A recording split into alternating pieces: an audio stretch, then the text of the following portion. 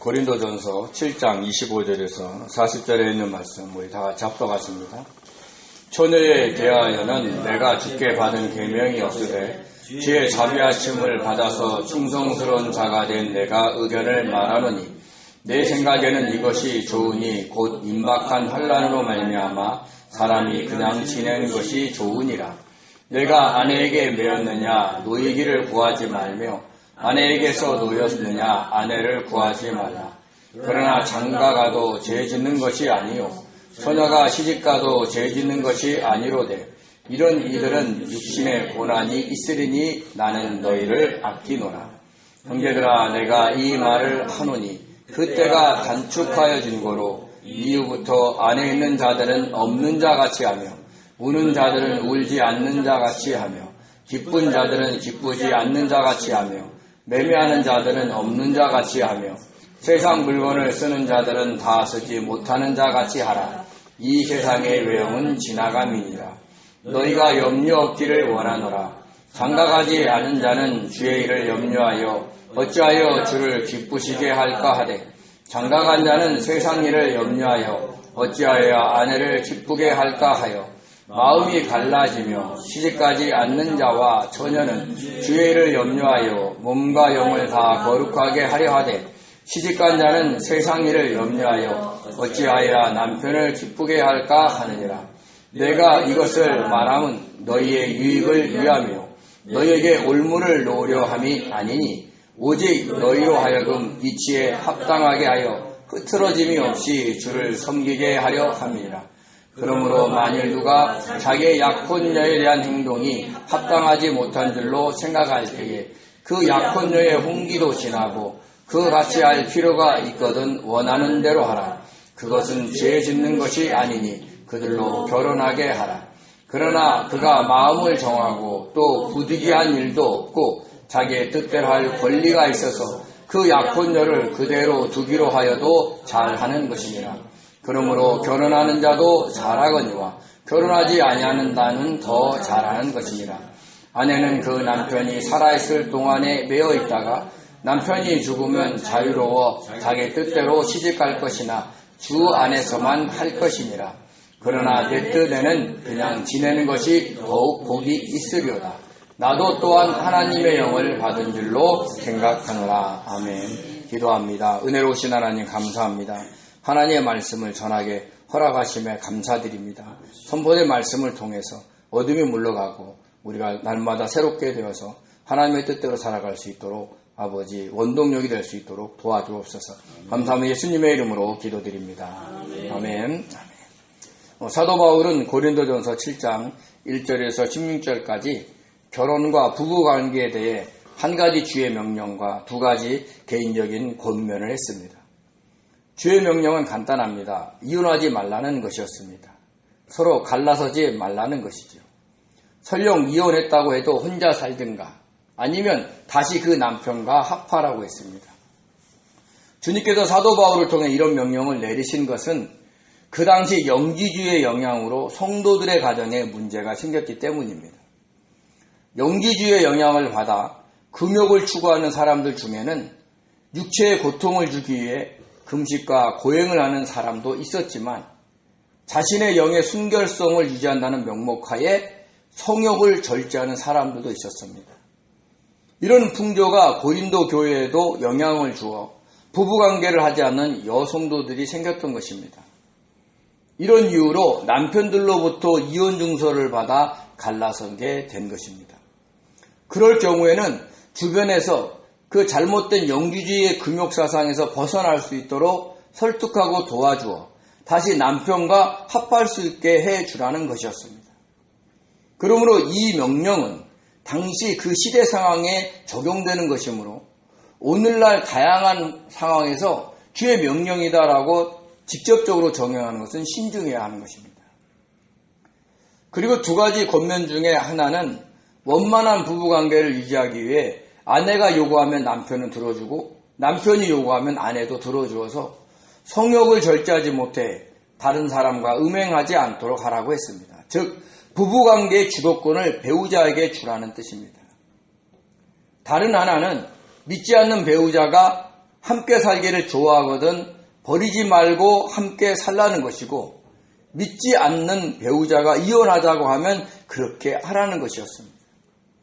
이것은 믿는 성도가 먼저 이혼을 제안하지 말라는 뜻입니다.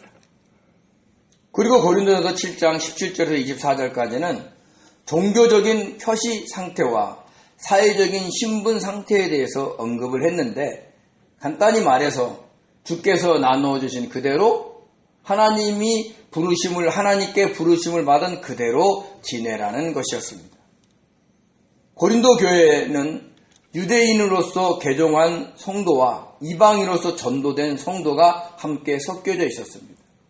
그 중에서 유대인으로 개종한 성도들이 반드시 할례를 받아야 구원을 얻는다고 주장하면서 교회 내에 분란이 일어났던 것입니다. 이 할례 문제는 사도 바울이 1차 선교 여행을 할 때부터 대두되었던 것입니다. 바울과 바나바가 어느 지역에서 복음을 전하고 다른 지역으로 떠나면 그 지역의 유대인들이 찾아와서 할례를 받아야 구원을 받는다고 주장을 했기 때문입니다. 그래서 바울 일행으로 인해 세워진 교회에서 이 문제로 분란이 일어났던 겁니다. 할례는 남성의 생식기의 표피를 제거하는 것입니다. 이방 문화에는 거의 없는 전통이죠. 그래도 복음을 전해들은 이방인들에게 할례 요구는 가장 큰 걸림돌이었습니다. 이에 예루살렘에서 총회가 열렸는데 총회의 의장격인 예수님의 동생 야고보가 이방인들에게 할례를 요구하지 말고 우상의 더러운 것과 음행과 목매어 죽인 것과 피를 멀리하는 것만 강조하자고 결론을 내렸습니다. 그런데도 고린도 교회에서 이 할례 문제가 생겼던 겁니다. 또한 고린도 교회 안에는 사회적인 신분이 노예인 성도들이 있었습니다. 이런 신분의 차이로 인한 분란이 있었죠. 주인들은 어떻게 노예와 함께 성도로서 교회에 다닐 수 있느냐라는 것이었고, 노예는 어떻게 주인과 함께 성도로서 교회에 다닐 수 있느냐라는 것이었습니다. 성도로서 동등한 지위로 신앙생활을 못하고 늘 그들은 주눅두어 살았던 겁니다. 이에 사도 바울은 노예인 종의 상태에서 부르심을 받았느냐? 그렇지만 너희들은 주께 속한 자유인이고, 자유인인 주인의 상태로 부르심을 받았느냐? 그렇지만 너희들은 그리스도의 종이라라는 영적 사실을 알려주면서 부르심을 받은 그대로 생활하라고 했습니다. 종이면 종인 그대로, 주인이면 주인 그대로 주께 속한 자유인으로 그리스도의 종으로 살아가라고 한 것입니다. 이 말을 요약해보면 할례를 받았든 안 받았든 그것에 신경 쓰지 말고 그 부르심 받은 그대로 하나님의 계명에 순종하며 살아가라고 한 것입니다. 몸에 할례의 표시가 있는 것이 중요한 것이 아니라 하나님의 말씀에 순종하는 것이 더 중요하다라는 것입니다. 또한 사회적인 신분이 종이든 주인이든 그것에 신경 쓰지 말고 부르심을 받은 그대로 섬기며 생활하는 것이 더 중요하다라는 것입니다. 종이라도 영적으로는 주께 속한 자유인이므로 사람들의 종이 되지 말고 영적 자유인으로 주인들을 섬기며 생활하라는 것이고, 자유인이라도 영적으로는 그리스도의 종이므로 사람들을 무시하지 말고 보살피며 사랑하고 섬기면서 생활하라는 겁니다. 할례의 표시나 사회적인 신분이 중요한 것이 아니라 하나님의 말씀에 따라 서로 사랑하며 섬기며 살아가는 것이 훨씬 중요하다는 것을 강조하고 있는 겁니다. 그리고 이제 다시 결혼에 대해서 설명을 했습니다. 고린도서 7장 1절에서 16절은 결혼한 사람들에 대해서 설명을 한 건데, 여기서는 결혼하지 않는 처녀에 대해서, 그리고 약혼자를 둔 총각에 대해서, 그리고 재혼에 대해서 언급을 했습니다. 먼저 처녀에 대해서는 이렇게 말을 했습니다. 같이 한번 읽어볼까요? 처녀에 대하여는 내가 주께 받은 계명이 없으되 주의 자비하심을 받아서 충성스러운 자가 된 내가 의견을 말하노니, 내 생각에는 이것이 좋으니 곧 임박한 환난으로 말미암아 사람이 그냥 지내는 것이 좋으니라. 아멘. 앞에서도 이것은 주의 명령이 아니라 자신의 허락이요 권면이다라고 했듯이 여기서도 처녀에 대해서 주께 받은 계명은 없다는 거예요. 그리고 자기의 의견을 말한다라고 했습니다. 그러면서 자신의 생각을 밝혔는데 사람들이 그냥 지내는 것이 좋다라는 것입니다. 사도 바울은 고린도서 7장 1절에서도 남자가 여자를 가까이 하지 아니함이 좋으나라고 하면서 결혼에 대해서 그다지 긍정적이지 않았습니다. 그 이유가 있습니다. 결혼을 하게 되면 주를 위해 살기보다는 자기가 돌봐야 되는 배우자와 자녀들을 위해서 살아가야 하기 때문입니다. 우리 고린도서 7장 33절과 34절 같이 읽겠습니다.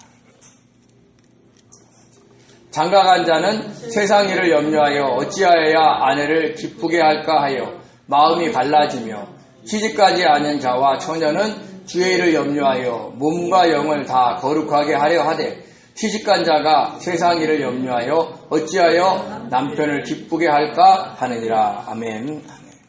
기쁘게 하다의 헬라어 아레스코는요, 기쁘게 하라고 애쓰다 하라 라는 뜻이 있습니다. 주님을 기쁘시게 해야 할 성도들이 먼저 배우자와 자녀들을 기쁘게 하라고 애를 쓴다는 것입니다.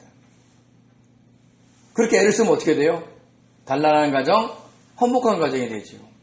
그것은 이 세상의 문화에서는 당연한 것이지만 영적인 면에서 보면 마음이 갈라져서, 즉 두 마음이 되어 온전히 주를 위해 살지 않게 될 수 있다라는 뜻입니다. 현실적으로 주님보다 가족들에게 더 마음이 쓰이는 것은 사실입니다. 그러면 온전히 주님의 제자가 되지 못합니다. 그래서 주님께서도 가족들을 더 기쁘게 하기 위하여 마음이 갈라지는 것을 염려했던 겁니다. 누가복음 14장 26절 27절 같이 읽겠습니다. 물은 내게 오는 자가 자기의 부모와 처자와 형제와 자매와 더욱이 자기 목숨까지 미워하지 아니하면 능히 내 제자가 되지 못하고 누구든지 자기 십자가를 지고 나를 따르지 않는 자도 능히 내 제자가 되지 못하리라. 아멘. 미워하다의 헬라어 미세오는요, 미워하다, 싫어하다, 배척하다라는 뜻이 있습니다. 그러면 주님의 제자가 되기 위해서는 가족들을 진짜 미워해야 할까요? 가까이 오는 것을 밀어내야 하고 사랑한다는 말도 하지 않고 있는데도 없는 것처럼 마치 투명인간처럼 취급을 해야 할까요? 그런 것은 아닙니다. 그래서 주님은 다른 복음서에서 가족을 미워하는 것이 어떤 것인가를 알려주셨습니다. 우리 마태복음 10장 37절에서 38절 같이 읽겠습니다. 아버지나 어머니를 나보다 더 사랑하는 자는 내게 합당하지 아니하고 아들이나 딸을 나보다 더 사랑하는 자도 내게 합당하지 아니하며 또 자기 십자가를 지고 나를 따르지 않는 자도 내게 합당하지 아니하니라. 아멘. 즉 주님을 가족보다 더 사랑하는 것, 가족을 주님보다 덜 사랑하는 것이 가족을 미워하는 것입니다. 그러니까 무엇이 우선순위냐라고 이야기를 하는 것이죠. 그래서 주님은 가정이 너무 화목하고 단란하여 오히려 하나님의 말씀을 지키지 않고 주님의 제자로서의 길을 가지 아니하면 그 가족 간에 불화가 일어나도록 검을 들어 오셨다라고 했습니다. 왜냐? 가족을 파괴하기 위해서? 아니에요. 결론적으로 그들의 구원을 온전히 이루기 위함이고 그들로 하여금 주님이 가신 그 제자의 길을 가게 하기 위해서 그렇게 하신다라고 이야기를 했습니다. 우리는 가끔 주변에서 잘 믿는 성도들의 가정에 문제가 생기는 것을 볼 수 있습니다. 사랑하는 자녀가 먼저 떠나가는 경우도 있고 사랑하는 배우자가 갑자기 병에 걸리는 일도 있습니다. 성실하게 잘 살았는데 갑자기 사기를 당하거나 나쁜 일이 생겨 금전적인 손해를 보는 일도 있습니다.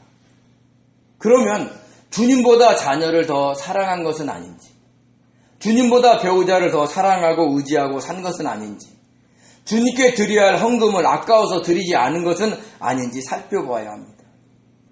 주님보다 남편과 아내를, 주님보다 자녀를, 주님보다 돈을 더 사랑한 것은 아닌지 살펴보라라는 것입니다. 물론 다른 믿음의 가정에서 이런 일이 생기면 저 사람은 어때서 이런 일이 생긴 거야 라고 함부로 판단해서는 절대로 안 됩니다. 우리가 그런 오류에 빠질 수 있어요. 어떤 성도 가정에 문제가 생기면 저분이 새벽기도 안 나서 그런 거 아니야?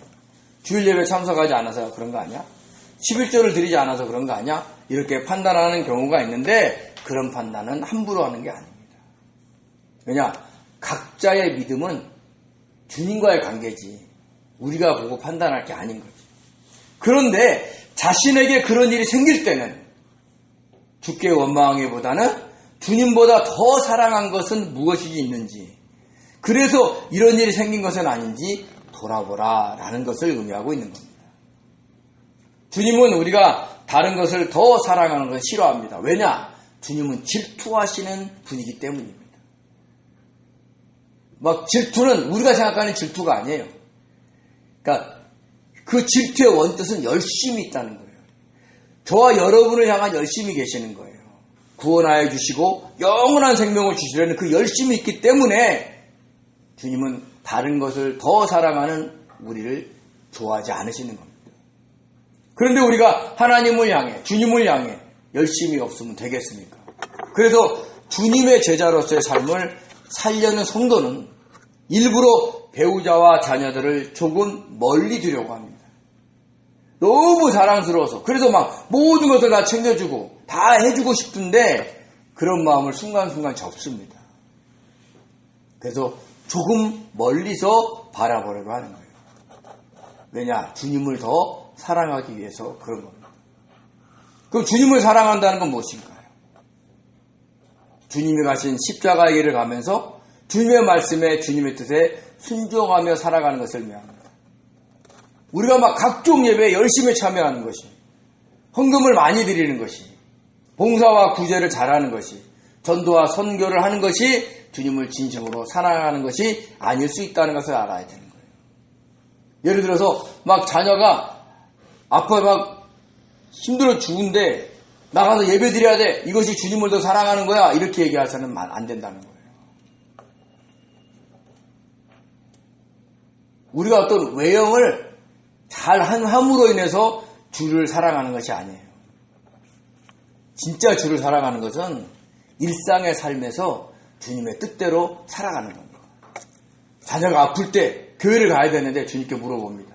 주님, 내가 교회 가서 예배 드리는 것을 원하십니까? 아니면 이 자녀를 돌보기를 원하십니까?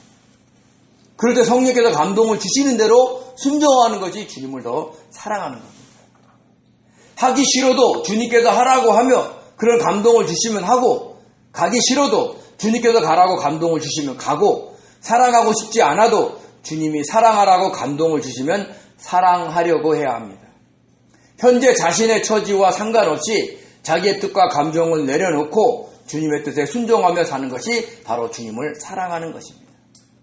그러면 자연스럽게 십자가의 길을 가게 되고 그로 인해서 주님께 영광을 돌릴 수 있게 된다는 것을 잊지 마시기 바랍니다. 이렇게 가족과 연관된 일이 생길 수 있으므로 사도 바울은 결혼에 대해서 그다지 긍정적이지 않았고 그냥 혼자 지내면서 주를 위해 사는 것이 좋다라고 한 것입니다. 자, 그런데 사도 바울이 이렇게 말한 또 다른 이유가 있었는데 그것은 임박한 환난 때문이었습니다.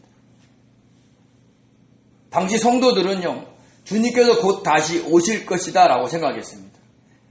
그러니까 종말 사상이 팽배에 퍼졌다는 거죠. 우리나라도 언젠가요? 1992년 10월 28일인가 6일인가요? 다미선교에서 주님 재림하신다고 그 난리를 했죠.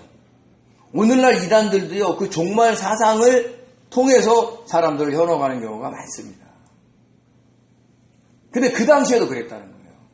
그 당시에는 더 했습니다. 그래서 사도 베드로도 그의 서신에서 마지막 때가 가까웠다라고 했습니다. 왜냐? 주님께 다시 오실 것이라는 소리를 직접 들었거든요. 또 천사들을 통해서도 그 소리를 들었기 때문입니다.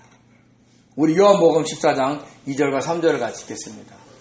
내 아버지 집에 거할 것이 많도다. 그렇지 않으면 너희에게 일렀으리라. 내가 너희를 위하여 거처를 예비하러 가노니 가서 너희를 위하여 거처를 예비하면 내가 다시 와서 너희를 내게로 영접하여 나 있는 곳에 너희도 있게 하리라. 아멘. 사도행전 1장 10절에서 11절입니다. 올라가실 때에 제자들이 자세히 하늘을 쳐다보고 있는데 흰옷 입은 두 사람이 그들 곁에 서서 이르되 갈릴리 사람들아 어찌하여 서서 하늘을 쳐다보느냐 너희 가운데서 하늘로 올라가신 이 예수는 하늘로 가심을 본 그대로 오시리라 하였느니라. 아멘. 주님께서 다시 와서 즉 재림하셔서 우리를 주님이 계신 천국으로 데려가신다라고 한 것입니다. 또 십자가에 못 박혀 죽으시고 부활하신 주님께서 감람산에서 승천하실 때 흰옷 입은 두 사람 즉 두 천사가 하늘로 가심을 본 그대로 오신다라고 한 것입니다. 그래도 당시 사람들은 자신들의 세대에서 주님이 다시 오신다라고 생각을 했습니다. 종말 사상이 온 지역에 팽배하게 퍼졌던 겁니다. 이런 종말 사상에 사도 바울도 영향을 받았습니다. 그래서 자신이 살아있을 때 주님이 다시 오실 것을 보기 위해 그는 서바나까지 가려고 했던 겁니다. 우리 로마서 15장 28절을 같이 읽겠습니다. 그러므로 내가 이 일을 마치고 이 열매를 그들에게 확증한 후에 너희에게 들렀다가 서바나로 가리라. 아멘. 로마서는 사도 바울이 한 번도 본 적이 없는 로마 교회 성도들에게 자신이 어떤 기독교 신앙관을 가지고 있는지를 자세히 설명한 책입니다. 기독교 복음의 진수가 응축되어 있는 책이죠. 그래서 신학자들은 로마서를 성경 중의 성경, 성경의 다이아몬드라고 합니다. 그 책에서 사도 바울은 로마 교회에 들러 열매를 맺은 다음 서바나로 가기를 원한다고 한 것입니다. 서바나, 헬라어로 스파니아입니다. 지금의 스페인을 의미합니다. 스페인이 어디입니까? 오늘날 지도를 보면 유럽의 끝입니다. 당시 1세기 세계 지도를 보면 오늘날 세계 지도와 전혀 다릅니다. 그때는 해양기술이 발달되지 않아서 다른 대륙이 있는지를 몰랐던 시대예요. 그래도 1세기 지도를 살펴보면 스페인이 유럽의 끝이기 때문에 거기가 세상의 끝입니다. 그렇게 온 세상의 복음을 전하려고 했던 거예요. 왜냐? 주님께서 천국 복음이 온 세상에 전파되면 세상의 끝이 온다라고 말씀하셨기 때문입니다. 우리 마태복음 24장 14절을 같이 읽겠습니다. 이 천국 복음이 모든 민족에게 증언되기 위하여 온 세상에 전파되리니 그제야 끝이 오리라. 아멘. 그래서 지금도 기독교에서는 이 말씀을 근거로 이 세상의 모든 곳에 복음을 전하려고 합니다. 사도 바울은 몰랐죠. 그때의 스페인이 끝인 줄 알았어요. 세상 끝이 스페인인 줄 알았는데 훨씬 더 넓은 지역이 있는 걸 몰랐던 겁니다. 근데 지금은 알지요. 그래서 기독교 단체에서 그 지역의 언어로 성경을 보급해서 선교 활동을 활발하게 하고 있는 겁니다. 자, 그러면 오늘날의 세상의 끝은 어딜까요? 어떤 신학자는 북한이다 라고 하고 어떤 신학자는 지금도 예수님을 구주로 믿지 않는 이스라엘에 있는 유대인들이다 라고 하는 사람들도 있습니다. 그런데 주님은 마태복음 24장에서 이 말씀을 하시고 이 세상 끝이 되기 전에는 반드시 큰 환란이 올 것이다 라고 예언을 하셨습니다. 우리 마태복음 24장 6절에서 8절을 같이 읽겠습니다. 난리와 난리의 소문을 듣겠으나 너희는 삼가 두려워하지 말라.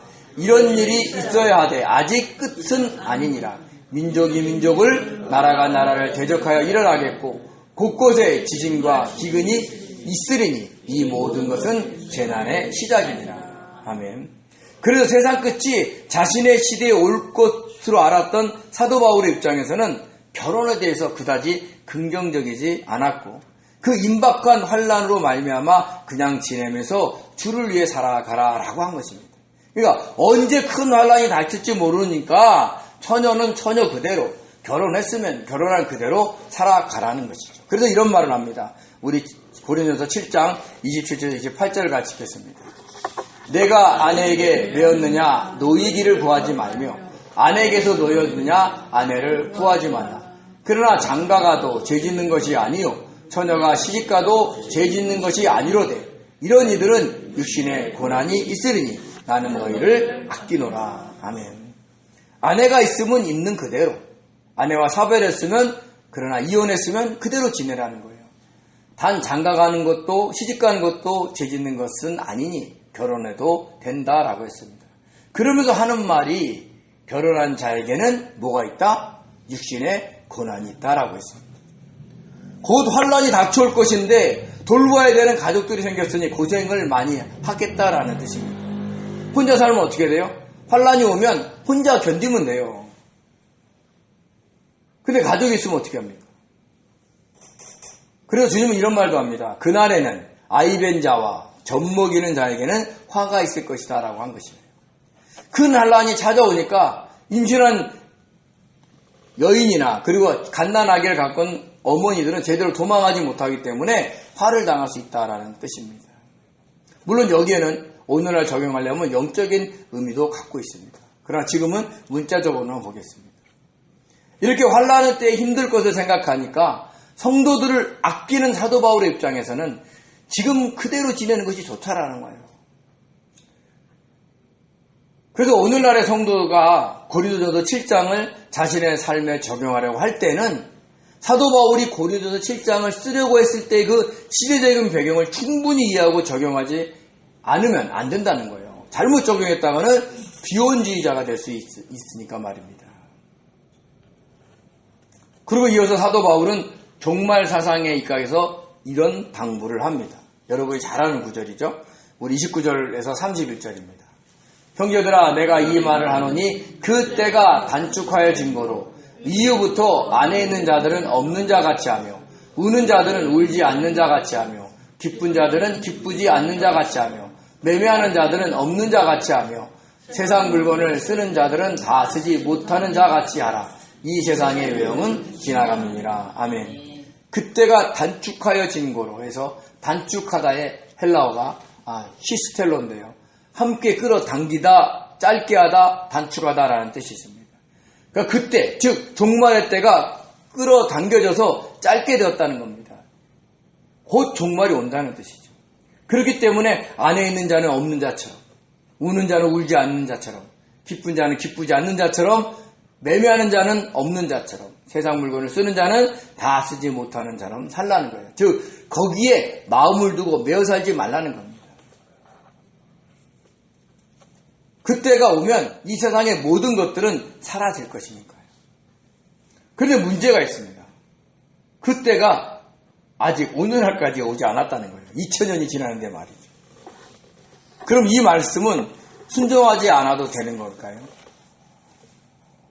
우리가 종말에는 주님이 재림하시는 우주적인 종말과 각자가 주님을 만나러 가는 개인적인 종말이 있습니다.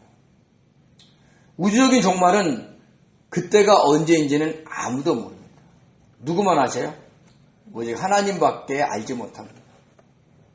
또한 개인적인 종말도 그때가 언제인지는 아무도 모릅니다. 혹시 아십니까?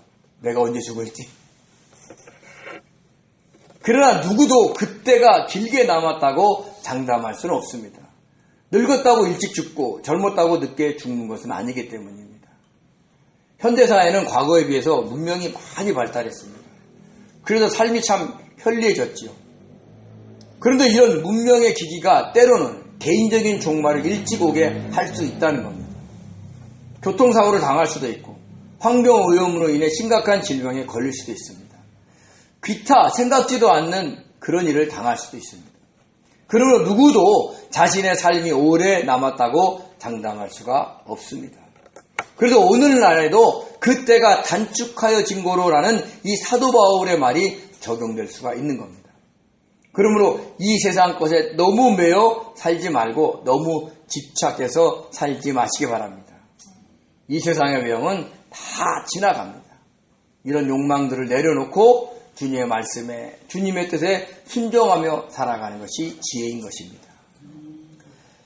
그러면서 사도 바울은 성도들을 향해서 너희가 염려 없기를 원한다고 하고 그리고 아까 읽었던 고린도전서 7장 31절 33절에 있는 말씀을 말한 겁니다. 장가간 자는 세상의 일을 염려하여 어떻게 하면 아내를 기쁘게 할까 하고 장가가지 않는 자는 주의 일을 염려하여 어떻게 하면 주를 기쁘시게 할까 한다는 것입니다.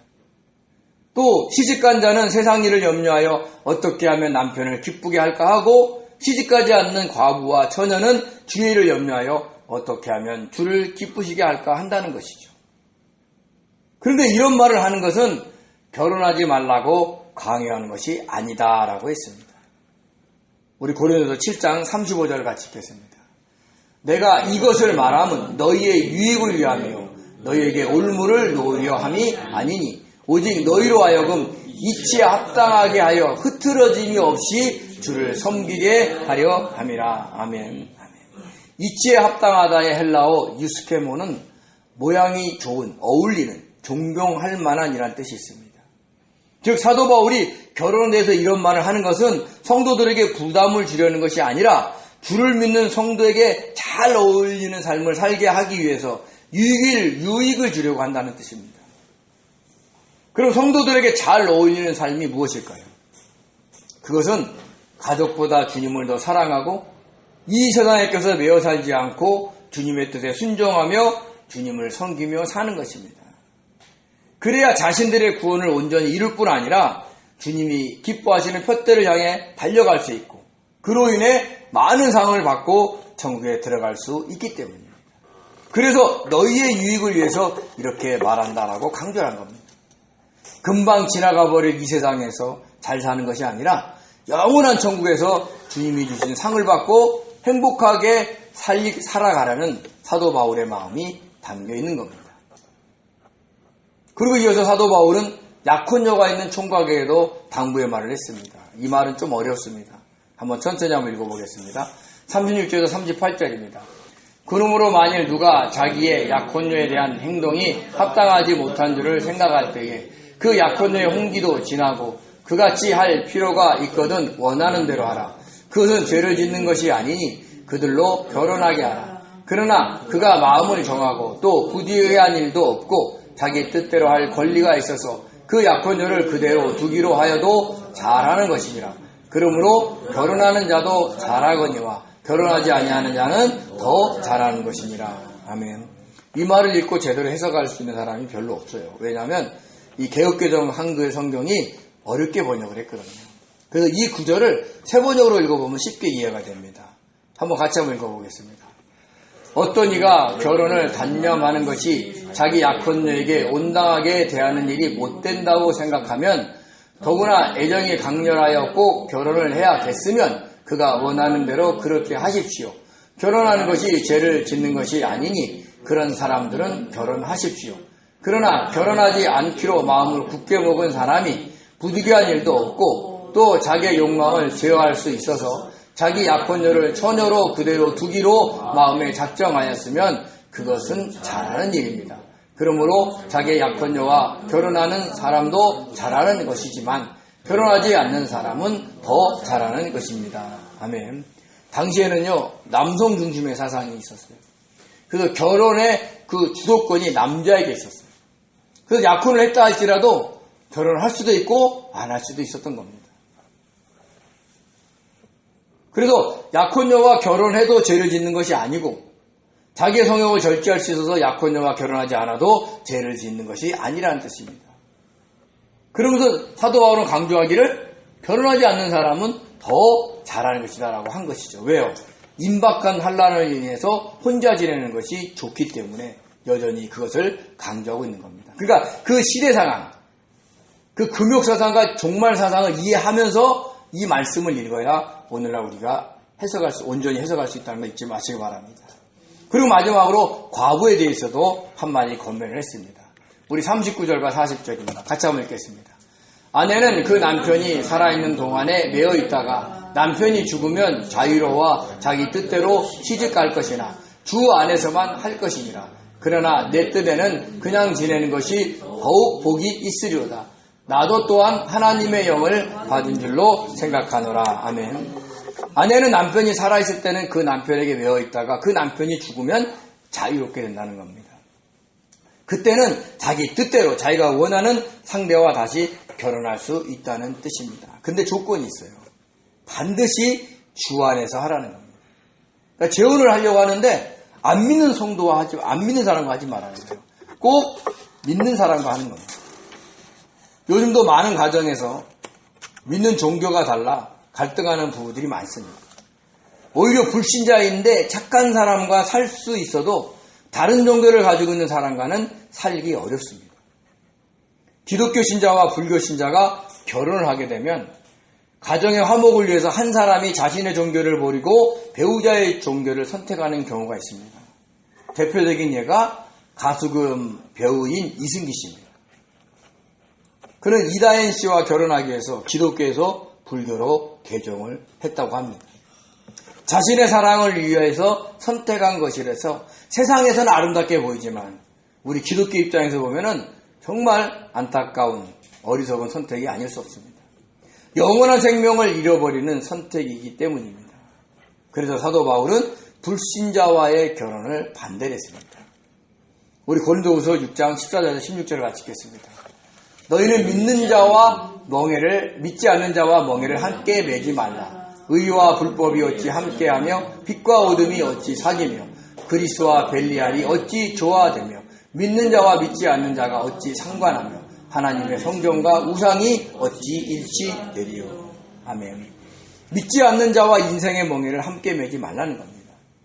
이 세상은 함께 의지하며 살아가도 힘든데 종교적인 문제로 다투면 되겠느냐라는 것입니다.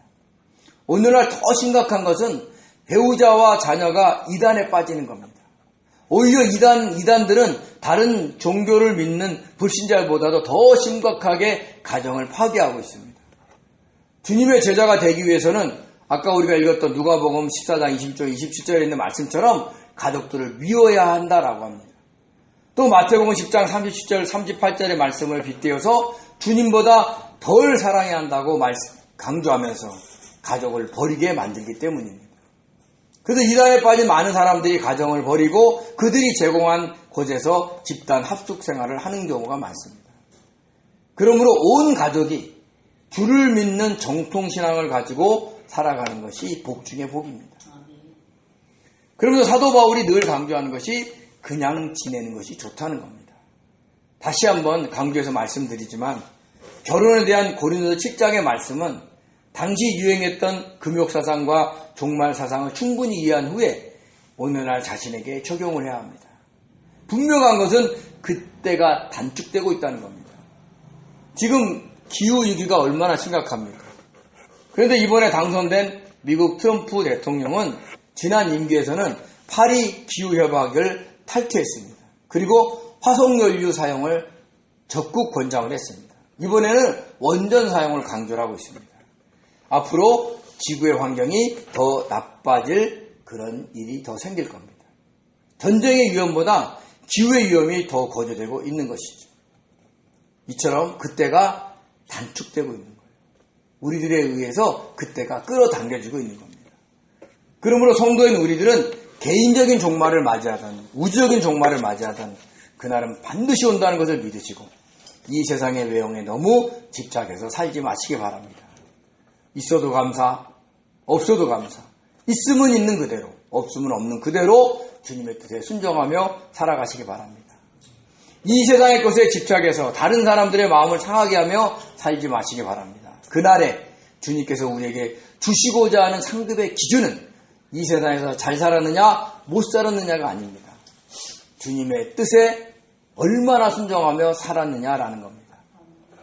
지금 상태 그대로 감사하면서 자기의 뜻을 내려놓고 주님의 뜻에 순종하는 자가 그때가 단축되었다는 아는 성도입니다. 이런 영적 통찰력을 가지시고 이 땅을 넉넉히 살아가는 복된 성도들 되시기를 예수님의 이름으로 축원드립니다. 기도하겠습니다. 은혜로우신 하나님, 저희들을 불쌍히 여겨주셔서 시대를 보는 눈을 갖게 하심에 감사를 드립니다. 아버지, 사도 바울이 고린도전서를 쓸 때에는 금욕사상과 종말사상이 팽배해 있습니다. 아버지, 그때가 단축되었다고 생각합니다. 아버지, 지금도 우리는 그때가 단축되고 있다는 걸 압니다. 아버지 하나님, 그로 인해서 저희들이 이 세상의 외형에 너무 집착하지 않고 살아가게 주님 도와주셔서 아버지, 있으면 있는 대로, 없으면 없는 대로 감사하면서 기뻐하며 살아가게 도와주시고 하나님의 말씀에 순종하는 것을 가장 우선시하는 아버지 복된 성도들 될 수 있도록 축복하여 주옵소서. 감사하며 예수님의 이름으로 기도드립니다. 아멘.